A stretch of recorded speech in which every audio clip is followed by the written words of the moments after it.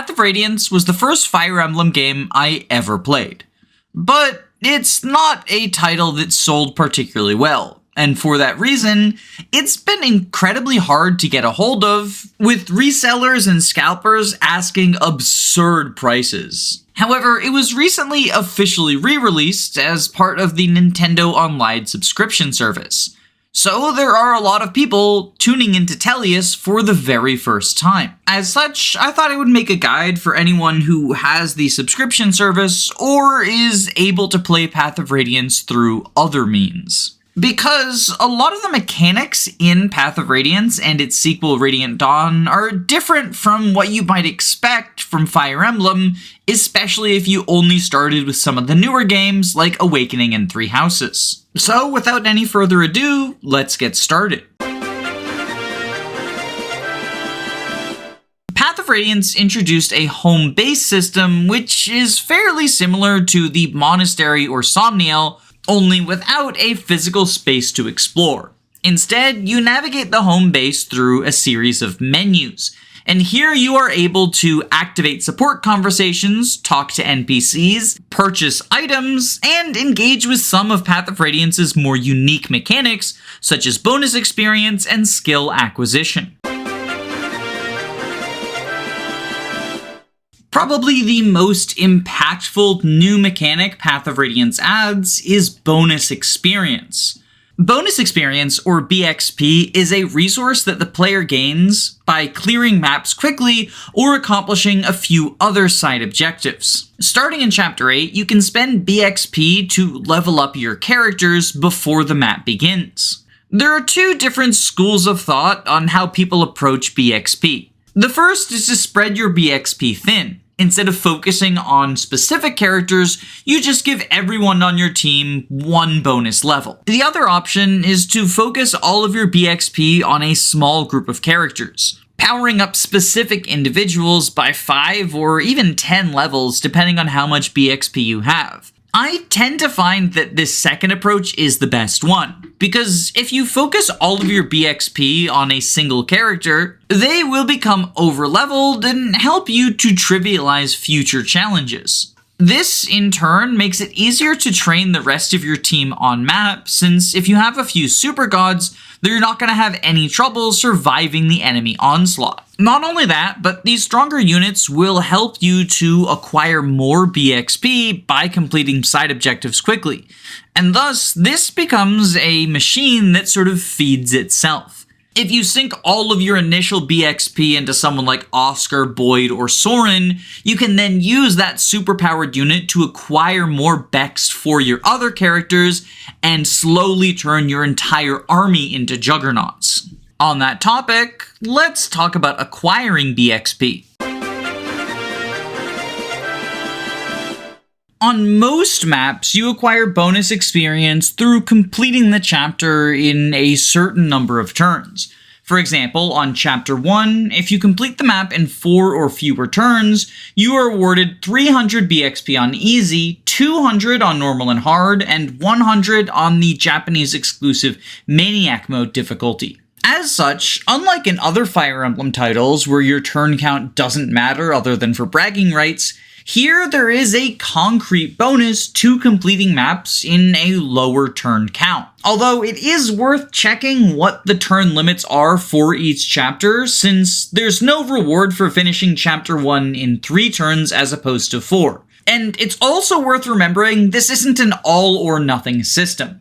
Instead of losing access to all of your bonus experience, there's just a slow penalty over time.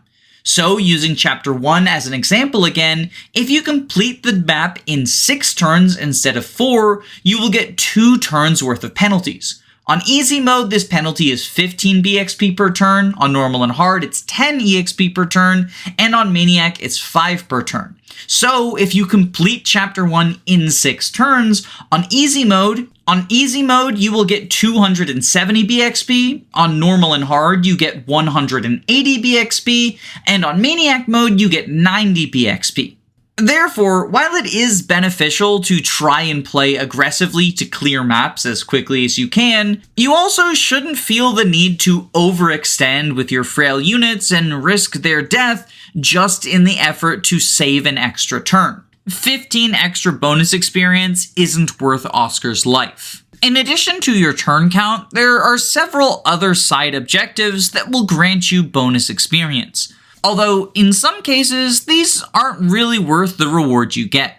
On escape maps, Ike is the only character that needs to escape in order to clear the chapter, but for everyone else who escapes, you get a small amount of BXP. On easy it's 15, on normal and hard it's 10, and on maniac it's 5.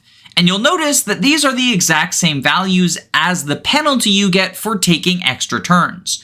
So, taking an extra turn to have just one person escape isn't actually worth it.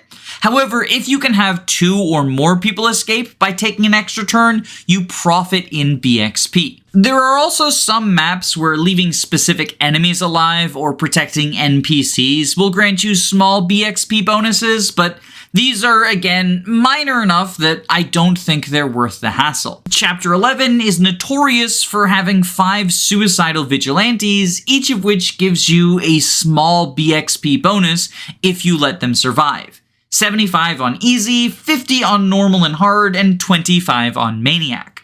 But while this amount is more than you would get from a unit escaping, it's still, in my opinion, not enough to justify the hassle of resetting your chapter anytime the vigilantes decide they want to kill themselves. Likewise, on defend maps, you get a bonus experience reward for every empty deployment slot, but this is really not worth it. It just makes sense to field as many soldiers as you can so that you can more adequately defend your choke points. The exact list of side objectives as well as turn limits and the bonus experience amounts tied to them is listed on Serenus Forest, so I'll link it down below. I would recommend checking this out and bearing it in mind while you're playing through Path of Radiance, but don't treat it like a mandatory list of objectives. That's the best way to drive yourself insane. All of the shops where you can purchase items in Path of Radiance are in your home base, and the items for sale will change from chapter to chapter, so be sure to check in and see what's available. But the most unique shop in Path of Radiance is the Blacksmith, where you can forge up one unique weapon per chapter. These weapons are based off of generic weapons, such as the Iron Axe or Steel Lance. However, in the forging process, you can adjust their stats. You can increase might, hit rate, crit rate, and even adjust a weapon's weight. And from an aesthetic perspective, you can give your forges unique names, as well as change what color the weapon is, which will affect how they show up in battle animations. I would personally recommend forging a weapon every chance you have, as forged weapons tend to be the most powerful tools in your arsenal. But it is worth bearing in mind that they can get quite expensive the more you modify them. There are 2 chapters in Path of Radiance with a stealth mechanic. In Chapter 6, your entire army starts out in forests, and player phase will repeat over and over again, skipping enemy phase until someone ends their turn outside of the forest. As a result, you are encouraged to sneak your way through the trees to get into an advantageous position before you jump on the enemies. The second, more substantial stealth mechanic is in Chapter 10, the Prison Break. This map begins with several weak guards patrolling alone, but if any of them spots you in their enemy range, they will summon a whole host of strong enemies. At first, it might seem like summoning these enemies is a good idea since killing them will let you level up your units, but if you manage to complete the map without ever being spotted, you get given a lot of bonus experience, more than making up for what you would get accomplishing the task with kills. The main downside is if you sneak through the prison, it's pretty boring gameplay, especially on repeat playthroughs, as there's kind of just a set number of actions to complete the map. Still, the reward is pretty significant, so if you want some assistance in stealthing Chapter 10, I have an entire video tutorializing the stealth mechanics, as well as a couple of different variations depending on whether you prioritize characters, items, or bonus experience. That video is linked below. Rescue is a mechanic featured in a lot of older Fire Emblems, most predominantly the Game Boy Advance trilogy. And it returns in Path of Radiance, however it functions somewhat differently from the older iterations. When initiating the rescue command, one character picks up another character to protect them. The character being rescued disappears from the battlefield and cannot be attacked by foes or take any actions on their own until the person rescuing them drops them. The person doing the rescuing, on the other hand, faces some stat penalties. Specifically, their skill and speed stats get cut in half. So they're going to have worse accuracy and a harder time doubling foes, as well as potentially getting doubled themselves more frequently. While you have a character rescued, you have the option to drop them, which places them on the battlefield adjacent to you, or to give them to another unit.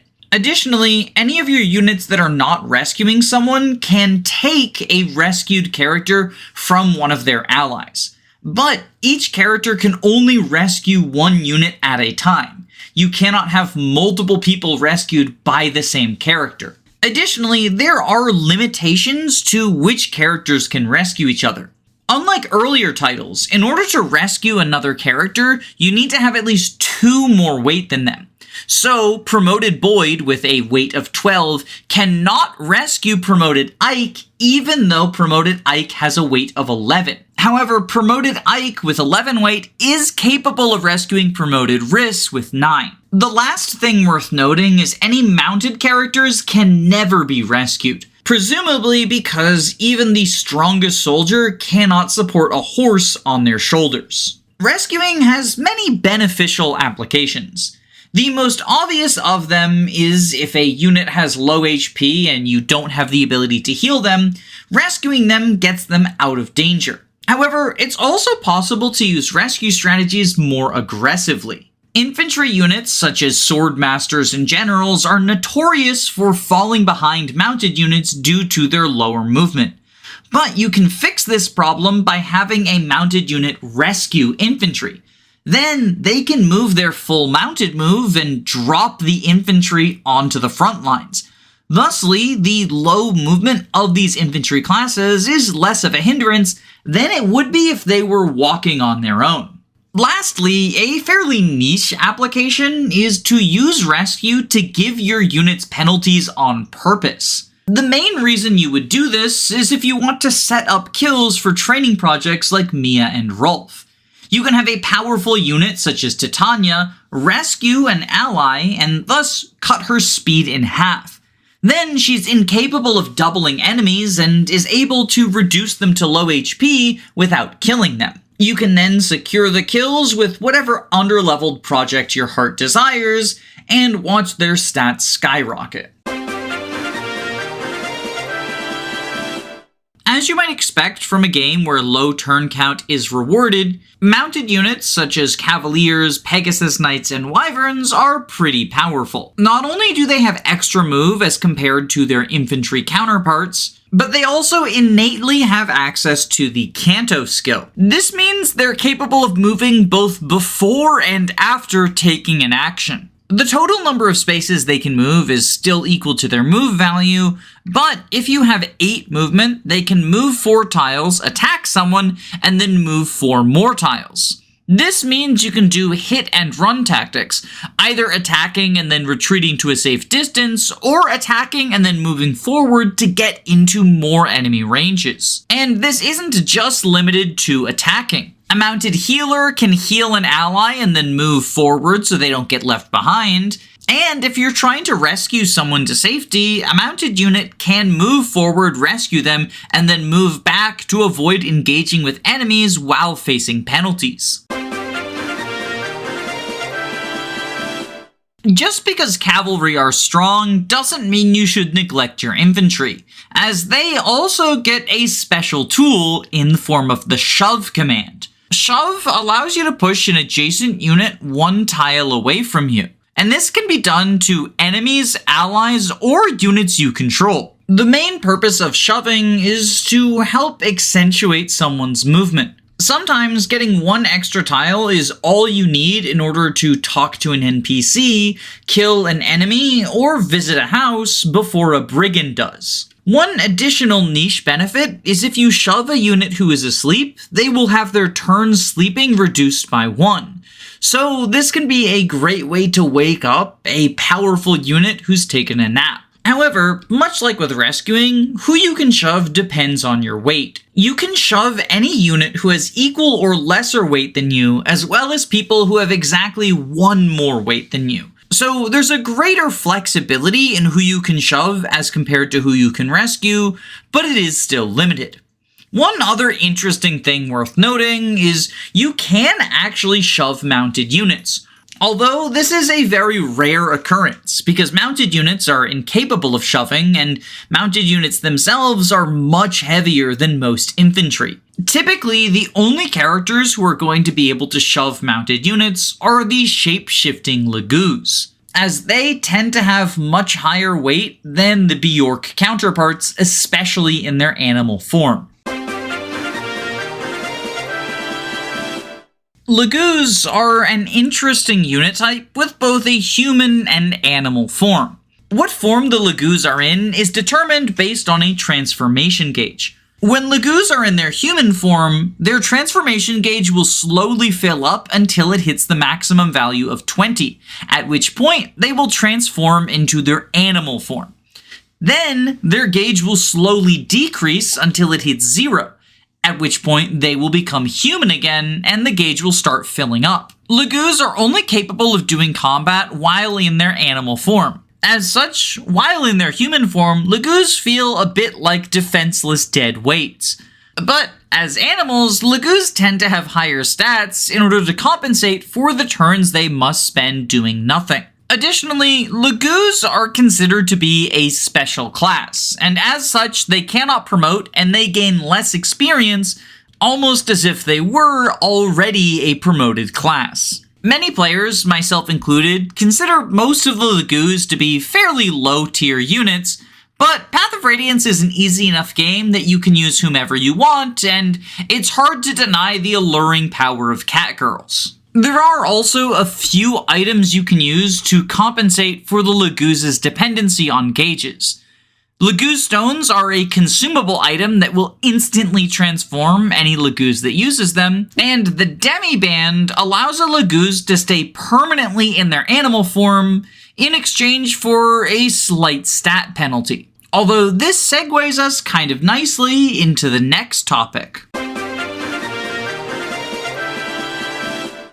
Unlike most games in the series, characters in Path of Radiance have 2 separate inventories. One that allows them to hold up to 4 weapons, and one that allows them to hold up to 4 items. Your item inventory contains consumables like Laguz stones and vulneries, but it also has equipable items, such as the full guard that stops you from taking effective damage, or the Demi-Band, which prevents Laguz from untransforming. There aren't too many equipable accessories, but the ones you have can be quite powerful. Although there are still 2 things to note. The first is that unlike weapons, trading an accessory onto someone does not automatically equip it. You have to manually go into the items menu and click the equip option on the accessory. It's a little bit annoying, janky game design, but not exactly out of the norm for a GameCube title. The second, and perhaps more significant issue, regards the Laguz Guard and Bjork Guard accessories, each of which have some weird quirks to them. The descriptions of these items say that they have damage from Bjork and Laguz respectively, although that isn't exactly what happens. The Laguz Guard does cut Laguz damage in half, but this damage halving effect is not reflected in the battle forecast. So if a unit is equipped with the Laguz Guard item, and the battle forecast says a Laguz will deal 12 damage to them, the Laguz actually only deals 6 damage. It's a simple enough issue, but something that I think is worth bearing in mind, especially if you often use the battle forecast to predict how much damage you're going to be dealt. The issue with the Laguz Guard is far more serious, though. The description of the accessory says it cuts damage from Bjork in half, but that isn't actually what the accessory does. Instead, any Laguz equipped with the Bjork guard is protected from effective weapons like the Laguz Slayer, Laguz Axe, Laguz Lance, and Laguz Bow. However, Bird Laguz do still take effective damage from anti-flyer weapons such as wind magic and bows. Supports work fairly differently in Path of Radiance than they do in other Fire Emblems.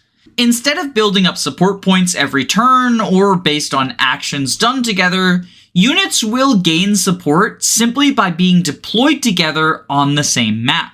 This system is pretty cool because not only does it remove some micromanaging from building support points, but it also allows support conversations to actually factor in events from the plot, since they're based on chapter number and therefore will only happen at certain points in the campaign. Although there is one additional factor to bear in mind. Unlike later entries, Path of Radiance only allows each character to participate in 5 total support conversations. This means at most you can only ever have one A support partner. And if you get too many B or C supports, you might actually lock yourself out of reaching A. As such, it's wise to consider who you want on your team and potentially ignore support conversations with characters you're planning on benching. That way, they don't clog up one of your teammates' support options. In particular, you want to be careful about support conversations with Ike, the main lord, as he has the most possible support partners out of anyone.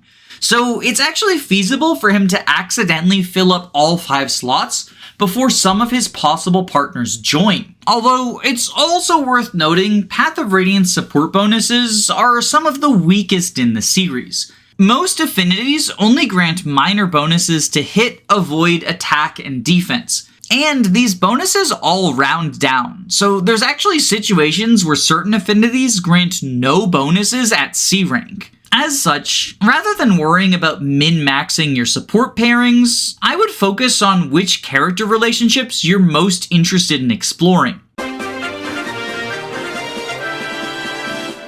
Weapons in Path of Radiance have a weight value, and this serves to make heavier and stronger weapons harder to double with, as equipping a weapon that is too heavy will lower your speed. This system works differently in different games, but in Path of Radiance, any weapon with a higher weight than your strength stat will lower your speed by the difference. So if you have a unit with 12 strength and they equip a weapon with 14 weight, then when they enter combat, they'll be treated as having 2 less speed than their displayed value. For the most part, this system only really matters in the very early game, as once you get to the mid-game, most of your characters level up strength enough that they shouldn't be weighed down by even the heaviest weapons available. Early in the game, you get access to the Thief class, a utility unit who is capable of picking locks and stealing from foes. You're capable of stealing both weapons and items from your opponents, however, you cannot steal anything that is equipped.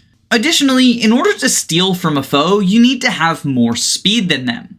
This typically isn't a huge problem, as thieves are a very speedy class, but it's something to bear in mind when attempting to rob swordmasters or other fast foes. Additionally, in order to steal a weapon, your thief needs to have a higher strength stat than that weapon's weight. This means, while it's relatively trivial to yoink something light like an iron sword, it can be fairly difficult to steal heavier weapons like bolting or hammer. In my opinion, the most useful application of the steal command is to grab staves, especially physic staves. Unlike weapons, staves will never be equipped, and physic is an incredibly rare and useful healing item.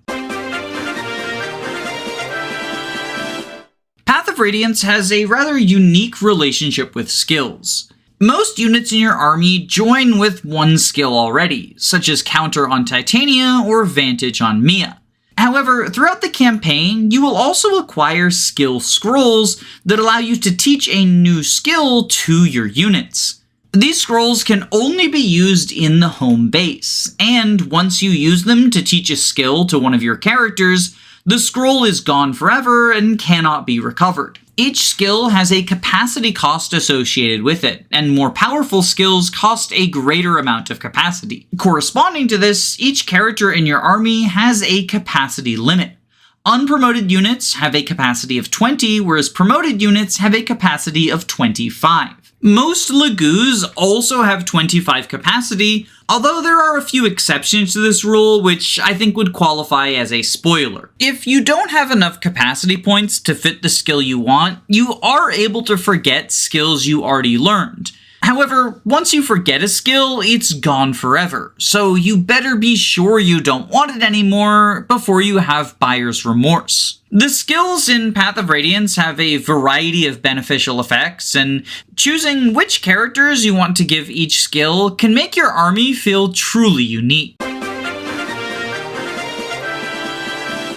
In addition to normal skill scrolls, Path of Radiance has an incredibly rare item called the Occult Scroll, and this can only be used on promoted units. These units can use the Occult to learn their class's special skill.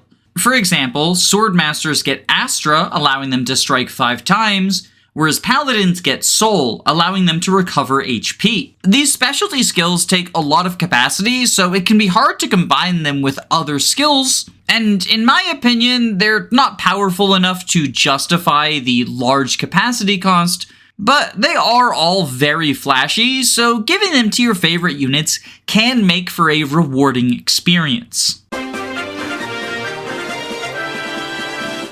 The last thing I want to talk about is promotion, as this functions differently in Path of Radiance than most other games. There are 2 methods of promoting your characters to a higher tier class. The first should be familiar to anyone who's played Fire Emblem. A unit who is above level 10 can use a Master Seal to promote into their upgraded version. However, the game gives you very few Master Seals, only 3, and one of them comes incredibly late in the campaign. So the way most of your units are going to promote is instead by reaching level 20 and then gaining 100 experience, at which point they will upgrade into whatever their promoted class is. Unlike games like Awakening and Sacred Stones, there's only one promoted option for every unit. However, when any unpromoted Cavaliers promote into Paladin, they get to choose what they would like to make their secondary weapon. For example, Oscar starts out as a Lance Cavalier, but when he promotes, he gets to choose between axes, swords, and bows in addition to his native lances. Oscar is actually a kind of interesting example for this system, because he can gain access to a triangle attack alongside his brothers Boyd and Rolf if he chooses bows on promotion, since all 3 of them need to equip bows. Mages can also choose a new weapon upon promotion, but their option is much more one-sided than the Cavaliers. They can choose between staff access or knife access. But knives are not only a very weak weapon, but also go off of physical strength, which is something most mages lack. As such, it is almost always correct to give your mages staff access. That way they can use both offensive and support magic. My suspicion is the only reason mages have the option to grab knives is to serve as a nerf for the game's 2 pre-promoted sages, since Pent and Saleh from the Game Boy Advance games were a little bit absurd, and the developers clearly wanted to dial things back. But that's all I've got for you today. Hopefully some or all of that information was useful to you if you're planning on tackling Path of Radiance. For now, I'll thank my patrons. Thank you, Glupshido, Erica Ford, Perg Knight, YLO1, George Grenville the 7th PM, Jamie Collins, Arvis, Crispy Matthews, Floahay, Amy Hazel, Hungry Heart, Hound Dogs, Lovis Roman, Shinthia, Faulty Videos, Kyle Madison, Derek Williams, Anna Cabana, The Daily Fugle, Faye, Magic Bite, Thoughtful Insanity, Robin Goodfeller, JT Spritter, Ziggy WSB, Psych, Chris, Root Beer Pants, Queen Eliza, Controlled Ages, Roman Karmansic, Knick Knack, Hammer Smack, Carrier Has Left, Angel Not Caceres, Zanwiff, Not Gino, Flingon, Edward C, Cyrockin 2, Cabbage, SUP, Caius Cole, Bree, Punch Fighter Champion, Eggman, Maxine the Vampire Queen, Dragonback Lancer, Sardonic Muse, Muse, Zero Gamer, EVVVVVVV, Femtal Illness, Wannabe Cinnabon, Punk Tattoo Guy, Key the Iron Idol, Calamity Callie, Jackson McMahon, Saren Galaxy, Rezi, Andu, Rhea, Gameboo, Corrosive, Fire Your Doctor, Frozenhelm, Patwit, KH, Electric, Giga, Girl Boss, Lizard, Bongwater, Christopher Bueno, Marin McLean, Jaden, Dylan Solis, Some Trades, Squeegee555, Smaz Ruby, Zycrom, Robin D, Alenby, They Thom, Klon, and Pillow Willow, and especially my Jagans, Your Best Friend 9000, Adele, Alexander Roper, Sensitive Luigi, Siggy, Lil Man, and KTRRK2. If you're interested in joining the names on this list, there is a link to my Patreon below, but please only donate if you can comfortably afford to do so. Regardless of what you choose to do, though, I hope you have a wonderful day. Stay safe, gamers.